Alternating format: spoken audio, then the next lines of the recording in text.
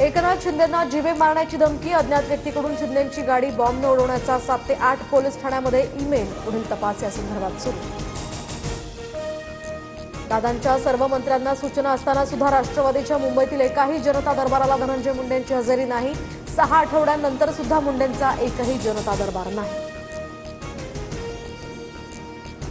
मंत्रिमंडळाच्या परवानगी विनाच धनंजय मुंडेंनी पैसे वर्ग करण्याचे आदेश दिले। दमानी यांचा मुंडेंवर 200 कोटींच्या घोटाळ्याचा आरोप, तर प्रस्ताव मंजूर झालाच नसल्याचा दमानी यांचा दावा।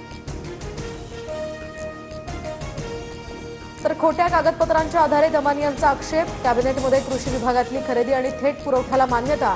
दमानी यांच्या आरोपांवर धनंजय मुंडेंचं स्पष्टीकरण। अधिवेशनाआधी करुणा मुंडे धनंजय मुंडेंविरोधात उपोषणाला बसणार। धनंजय मुंडेंनी शपथपत्रात खोटी माहिती दिल्याचा आरोप, धनंजय मुंडेंची आमदारकी रद्द करण्याचीही मागणी।